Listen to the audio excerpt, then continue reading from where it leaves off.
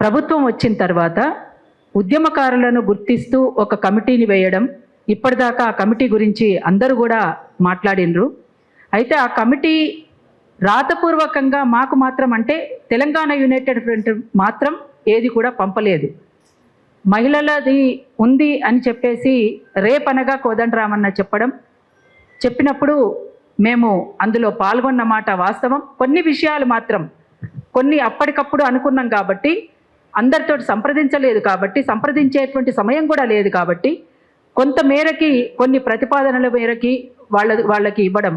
ఆ రోజు మాట్లాడినప్పుడు రాతపూర్వకంగా మీ నుంచి మాకు పంపండి అని చెప్పేసి వాళ్ళు అడిగినప్పుడు, ఇవాళ వాస్తవానికి వాళ్ళ ఆఖరి తేదీ అన్నారు, కానీ ఇది ఆఖరి తేదీ ఏమీ కాదు, ఇంకా సమయం ఉన్నది, మీరు పంపొచ్చు అనే పద్ధతుల్లో కూడా వాళ్ళు మాట్లాడినరు.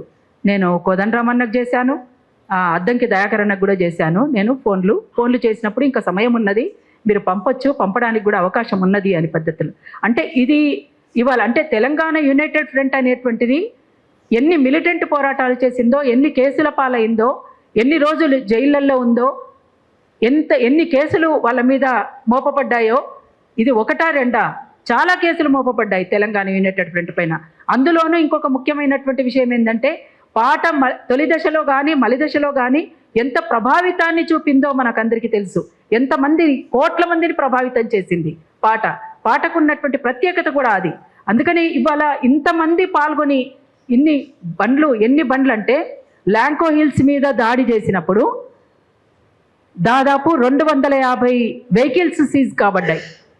250 బండ్లను విడిపించడానికి మాకు 2 ఏళ్ళు పట్టింది, 2 సంవత్సరాలు. అంటే ఎంతమంది సఫర్ అయినరు దీని పట్ల. అందులోనూ ముఖ్యంగా దాదాపు 250 నుంచి 300 మంది మహిళల ప్రాతినిధ్యమే మాతోటి కలిసి పనిచేసినటువంటి ముఖ్యులలో ఉన్నటువంటి వాళ్ళు 250 నుంచి 300 మంది మహిళలే ఉన్నారు. అంటే ఏ రకంగా పోరాటం చేసిండ్రు, ఏ రకంగా తిరిగిండ్రు, ఈ మూల నుంచి ఆ మూలకు, ఆ మూల నుంచి ఈ మూలకు మొత్తంగా ఎట్లా తిరిగిండ్రు, ఎంత కలియ తిరిగిండ్రు అనేటువంటి దానికి ఇదొక నిదర్శనం. అట్లాంటి సంఘానికి ఒక రాతపూర్వకమైనటువంటి ఆహ్వానం మాత్రం రాలేదు. కేవలం ఓరల్గా వాళ్ళు చెప్పారు. ఒక పూట ముందు ఓరల్గానే మేము వెళ్ళి అక్కడ మాట్లాడడం జరిగింది. అందుకోసమే మమ్మల్ని మేమందరం కలిసి ఎట్లా మాట్లాడుకుందాం, ఏ రకంగా చర్చించుకుందాం అనేటువంటి దానికోసమే నిన్న ఒక టఫ్ ఆత్మీయ సమ్మేళనం అనేటువంటిది సుందరయ్య విజ్ఞాన కేంద్రంలో పెట్టడం, దాని నుంచి వచ్చినటువంటి ప్రతిపాదనల్ని అన్నిటినీ కూడా తీసుకొని ఉమ్మడిగా ఇవాళ మీ ముందు మేము 18 ప్రతిపాదనలు మీ ముందు ఉంచుతున్నాము. వీటిని కేకే గారి కమిటీకి కూడా మేము అందజేస్తున్నాము. బహిరంగంగా దీన్ని మేము వీటిని ప్రకటిస్తున్నాం. లిస్ట్ అంటారా, లిస్ట్ అనేటువంటి విషయం ఇంకా కొంతమందిని సేకరించాల్సింది కూడా ఉంది. అంటే ఉద్యమకారులను మేము పోరాటాలు చేశాము, మమ్మల్ని గుర్తించండి. మేము తొలి దశలో పోరాడినటువంటి వాళ్ళల్లో ఇక్కడ హనుమాన్లన్న ఉన్నారు, అక్కడ కట్టా భగవంతరెడ్డి అన్న ఉన్నారు, అట్లనే బహుశా మరి వినోదన్న లేరు. మేమంతా చిన్నోళ్ళం, అంటే వింటూ పెరిగినటువంటి వాళ్ళం. అందుకని మలిదశ తెలంగాణ ఉద్యమంలో చాలా ముఖ్య భూమిక పోషించినటువంటి వాళ్ళం కూడా. అయితే ఇవాళ ఉద్యమకారులను గుర్తించడము, ఉద్యమకారుల యొక్క ఆకాంక్షలను వాళ్ళు ఆలోచించడము అనేటువంటిది చాలా ముఖ్యమైంది.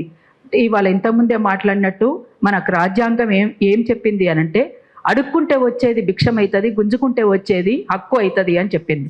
అందుకనే ఇవాళ దీనికి సంబంధించినటువంటి అంశంలో ఉద్యమకారులు కోరుకునేటువంటి విషయంలో ఇది వాళ్ళ హక్కుగా మనం గౌరవించాల్సినటువంటి అవసరం ఉన్నది.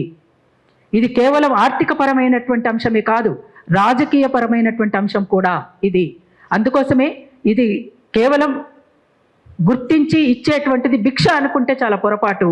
అది చాలా ఖచ్చితంగా ఇది ఒక రాజకీయ సమస్యగా గుర్తించి వాళ్ళ ఆత్మగౌరవాన్ని ఎత్తిపడుతూ ఇది వాళ్ళకి ఇచ్చేటువంటి గౌరవంగా చూడాల్సినటువంటి అవసరం ఉంటుందని చెప్పేసి మేము అంటే తెలంగాణ యునైటెడ్ ఫ్రంట్గా మేము తెలియజేస్తూ ఉన్నాం. ఇందులో 15వ నుంచి 1000 కోట్లతో తెలంగాణ సంక్షేమ నిధి ఏర్పరిచి చట్టబద్ధత కలిగిన తెలంగాణ సంక్షేమ కమిషన్ ఏర్పరచాలి. 16 తెలంగాణ సాంస్కృతిక యూనివర్సిటీ నెలకొల్పి కవితలు, కళారూపాలను, ఉద్యమ ఘట్టాలను, తెలంగాణ జనజీవనం, తెలంగాణ ఉత్పత్తి విధానాలపై విస్తృతంగా పరిశోధనలు జరిగేలా చర్యలు తీసుకోవాలి. తెలంగాణ జానపద సాహిత్యాన్ని, కళారూపాలను నిక్షిప్తం చేయాలి. 17 ఆద్య కళా కేంద్రానికి 5 ఎకరాల భూమి కేటాయించాలి. 18 తెలంగాణ రాజకీయ జేఏసీతో పాటు న్యాయవాదులు, ఉపాధ్యాయులు, జర్నలిస్టులు, మహిళలు, కార్మికులు మొదలగు వారందరికీ రిపోర్టులను పరిగణలోనికి తీసుకొని ఉద్యమకారులుగా గుర్తించాలి. ఇవన్నీ కూడా అంటే దాదాపు 18 ప్రతిపాదనలు తెలంగాణ యునైటెడ్ ఫ్రంట్ నుంచి మేము ఇందులో మీ ముందు ప్రవేశపెడుతున్నాం. మీ ద్వారా ప్రపంచానికి తెలియజేస్తున్నాం. అదేవిధంగా కమిటీకి కూడా దీన్ని అందజేస్తున్నాం అని మేము ఇక్కడ తెలియజేయడానికే ఈ ప్రెస్ మీట్ని మేము ఇక్కడ ఏర్పాటు చేయడం అనేటువంటి జరిగింది. దీనికి విచ్చేసినటువంటి మిత్రులందరికీ కూడా మరొక్కసారి తెలంగాణ ఉద్యమాభినందనలు తెలియజేస్తూ జై తెలంగాణ, జోహార్ అమరవీరులకు.